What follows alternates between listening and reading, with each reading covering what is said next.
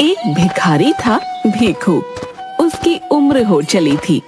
वह अकेला था, कोई परिवार या संबंधी नहीं था। बुढ़ापे की चिंता में रोज शाम को भीख के पैसे बचाकर एक पोटली में बांधकर उसे अपनी कोठरी में जमीन के अंदर एक गड्ढे में रख देता था। एक दिन मंदिर से साधुओं की एक टोली जा रही थी। बाबा, भगवान के नाम पर कुछ देते जाओ। अरे नादान, हम तो साधु हैं। हमसे मांगने पर तुझे क्या मिलेगा? अरे बड़ी गर्मी है, प्यास लगी है, यहाँ पानी कहाँ मिलेगा? बाबा, इस एरिया में 2 दिन से पानी नहीं आ रहा। म्युनिसिपालिटी ने पानी बंद कर रखा है। लो, आपको ऐतराज ना हो तो ये ले लो। यहाँ पानी नहीं आ रहा। अगर तुम्हारा पानी मैंने पी लिया तो सोच लो, फिर तुम प्यासे रह जाओगे। कोई बात नहीं बाबा, पानी पिलाना धर्म का काम होवे। आप पानी पी लो। पानी पीने के बाद भगवान तुम्हारा भला करे। बेटा, एक और चीज चाहिए, दोगे? हाँ हाँ बाबा, बोलो। एक 10 रुपया दे दो। सुनकर भीखू उसे एकटक देखने लगा। क्या हुआ, नहीं दे सकते? चलो कोई बात नहीं। ये लो बाबा। एक साधु ने 10 का नोट लेकर दूसरे साधु के हाथ में रखा। दूसरे ने तीसरे, तीसरे ने चौथे और चौथे ने 5वें के हाथ में वो नोट रखा और फिर उसे भीखू को वापस देकर चले गए। रुपए वापस दे दिए भाई, कुछ समझ नहीं आया। रात को भीखू उबासी लेते हुए सारे पैसे जमीन के अंदर गड्ढे में रखकर सो गया। सुबह जब भीखू ने अपनी लाठी लेकर पोटली में हाथ डाला तो उसमें से कुछ सिक्के निकले। रे, इन्हें रखना कैसे भूल गया? उसने गड्ढे में देखा। हैं? रात रात में इतना रुपया कैसे हो गया? नहीं नहीं, शायद कल रात को मैंने नींद में ध्यान से नहीं देखा होगा। अब तो काफी रुपए हो गए हैं। इन्हें यहाँ रखना ठीक नहीं। अगर चोरी हो गए तो? नहीं नहीं, मैं इन्हें सेठ जी के पास रखवा दूंगा। हाँ, यही ठीक रहेगा। राम राम सेठ जी।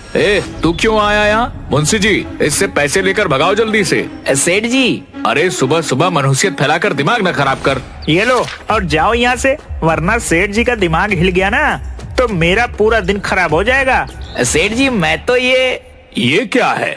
ये मेरी खून पसीने की कमाई है। मैंने भीख मांग मांग के 1-1 रुपया बुढ़ापे के लिए जमा किया है।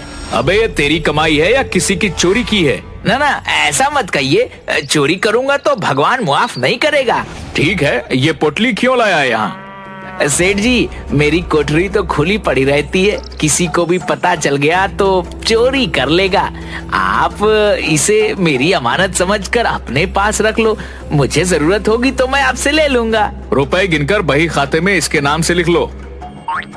100, 200, 500, 1000। सेठ जी, पूरे 1000 हैं। सुन भीखू, इतना रुपए पड़े पड़े रखा रह जाएगा। तू कहे तो इन्हें ब्याज पर चढ़ा दूं, अच्छी रकम मिलेगी। पर सेठ जी। अरे तू फिक्र न कर, मैं सब देख लूंगा। तेरी रकम 6 महीने में दुगनी हो जाएगी। ठीक है सेठ जी, मुझे आप पर पूरा भरोसा है। सब आप पर छोड़ता हूँ। हाँ हाँ, तू चिंता ना कर। राम राम।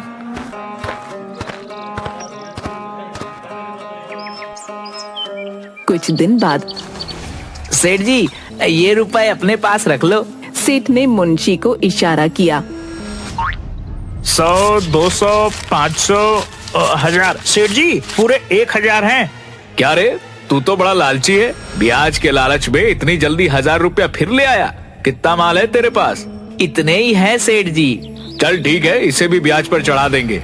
कुछ दिन बाद भीखू फिर रुपए लेकर आया। 100, 200, 500, 1000। सेठ जी, पूरे 1000 हैं। इसी तरह भीखू थोड़े थोड़े दिनों में सेठ के पास रुपए रखकर जाने लगा। सेठ जी, आज भी पूरे 1000 रुपए देकर गया है। ये इतना रुपया इस भिखारी के पास आ कहाँ से रहा है? पता नहीं। इतना रुपया तो इतनी जल्दी मैं भी नहीं बना पाता। कोई तो राज है मुंशी, पता लगा। इसकी कोई लॉटरी वॉटरी लगी है या कोई खजाना हाथ लगा है? मैं क्या जानूं सेठ जी। कुछ भी हो, इसका भेद पता लगा, नहीं तो मुझसे बुरा कोई नहीं होगा। मुंशी ने सिर लटका लिया। अगले दिन मुंशी सुबह से भीखू का पीछा करने लगा। भीखू अपनी लाठी और पोटली लेकर मंदिर के बाहर बैठ गया और मुंशी एक पेड़ के पीछे खड़ा होकर देखने लगा। सेठ को भी कोई और नहीं मिला, बिना बात के मुझे इस भिखारी के पीछे लगा दिया। पेड़ के पास बहुत मच्छर थे। अरे बाबा, इतने मोटे मोटे मच्छर हैं, इनको देखूं या उस भिखारी को? एक मच्छर ने मुंशी को काट लिया। आई, काट लिया, मेरा खून पीता है, रुक तुझे बताता हूँ। मच्छर को मारने के चक्कर में वो पेड़ के बाहर आकर गिर गया। हाय हाय, मर गया रे। एक आदमी ने उसे उठाया और भीखू भी वहाँ आ गया। अरे मुंशी जी, आप यहाँ क्या कर रहे हो? क्यों बे, मैं मंदिर नहीं आ सकता क्या? क्यों नहीं, आ सकते हो, जरूर आ सकते हो। वो तो मैंने आपको पहले कभी यहाँ देखा नहीं ना, इसीलिए पूछ लिया। वैसे मुंशी जी, आप गिर कैसे गए? बस गिर गया। अरे हर बात तुझे बताना जरूरी है, बड़ा आया कोतवाल बनने। कहकर वो वहाँ से चला गया और छिपकर भीखू पर नजर रखने लगा। रात को भीखू ने अपनी कोठरी में पैसे गिने। 10, 20, पूरा 25 रुपया हो गया। और उसने रुपए जमीन के अंदर गड्ढे में रख दिए। मुंशी खिड़की के पीछे छिपकर ये सब देख रहा था।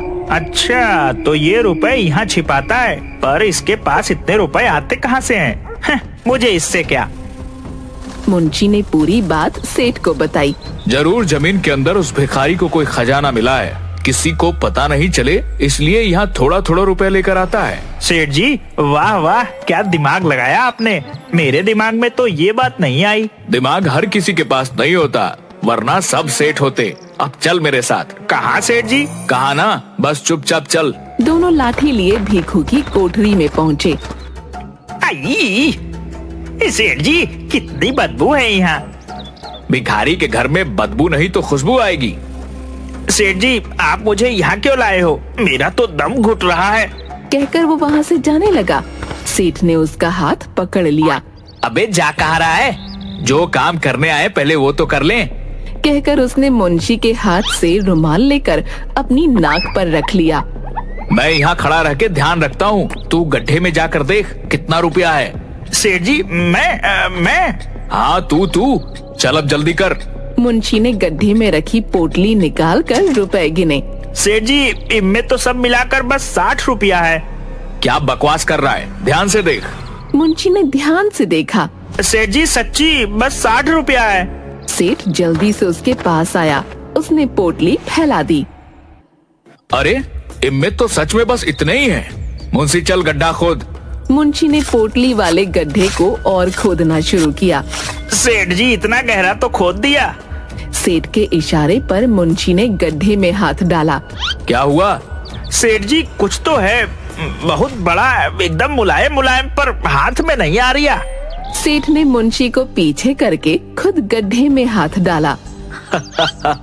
तगड़ा माल है, तगड़ा। उसने जैसे ही हाथ निकाला, उसमें बड़ा सा सांप था। सांप सांप सांप! सेठ ने घबराकर सांप को फेंक दिया।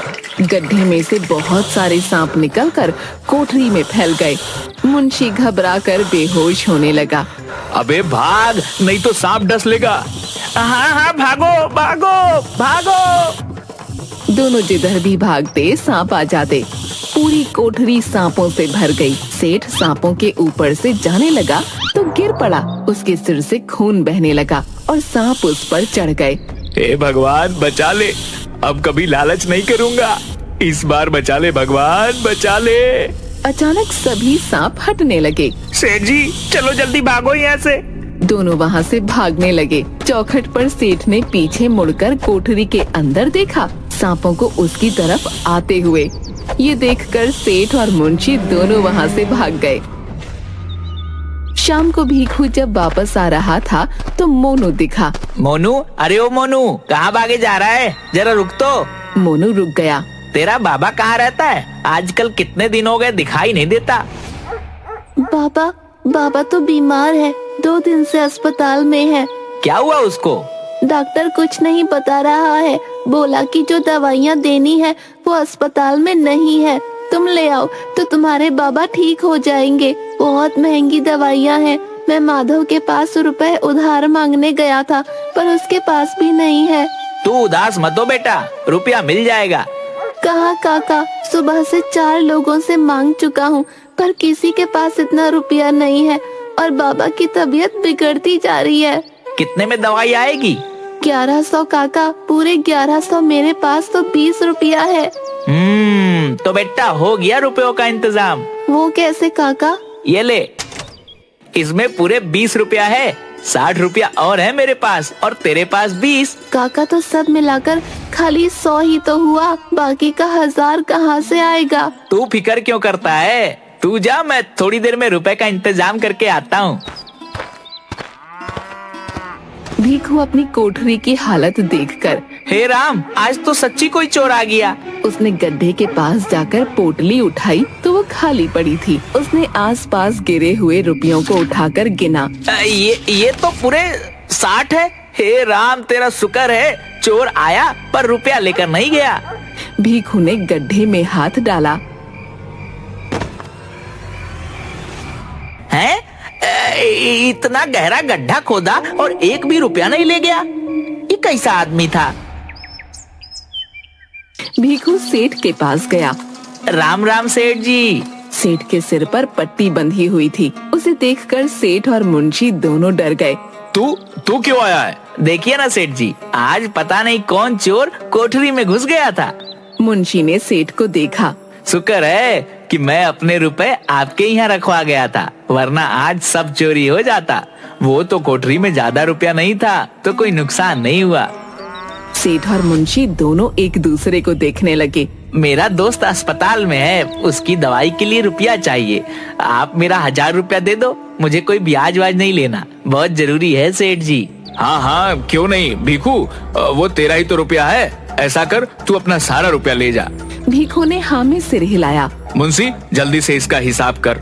मुंशी रजिस्टर में हिसाब करते हुए, तेरा कुल रुपया 6000 हुआ और 500 ब्याज। 100 रुपया मेरी तरफ से रख लियो तो कुल रुपया 6600 हो गया। है पर मैंने तो 1000 रुपया ही दिया था, इतने सारे कैसे हो गए? अरे बावले, भूल गया क्या? पिछले 6 महीने से हर महीने 1000 रुपए देकर जा रहा है। ऐसे कोई भूलता है क्या? मैं सच्ची कह रहा हूँ सेठ जी, मैं तो खाली एक बार ही 1000 रुपए देकर गया था। अरे भाई, आज इतनी मुश्किल से जान बची है तो फिर क्यों आफत कड़ी कर रहा है? मुंशी, इसको हर महीने का हिसाब दिखा।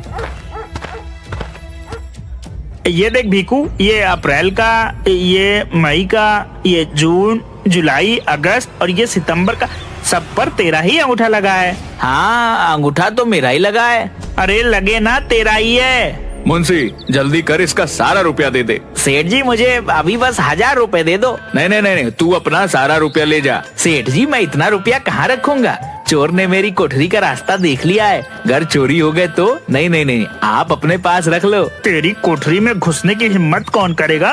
नहीं, तू ले जा। भीखू ने सेठ के पैर पकड़ लिए। सेठ जी, आप ही रख लो, यहाँ महफूज रहेंगे। जब जरूरत होगी मैं आपसे ले लूंगा। मेरे घर में चोरी हो गए तो। भीखू के पैर छूने पर सेठ को भीखू के रूप में सांप दिखाई दिया। सांप! भीखू ने उसके पैर छोड़ दिए। ये ले 1000 रुपया, जा यहाँ से। बाकी के रुपए की जब जरूरत हो ले जाना। भीखू हाँ में सिर हिलाकर चला गया। शुक्र है जान बची।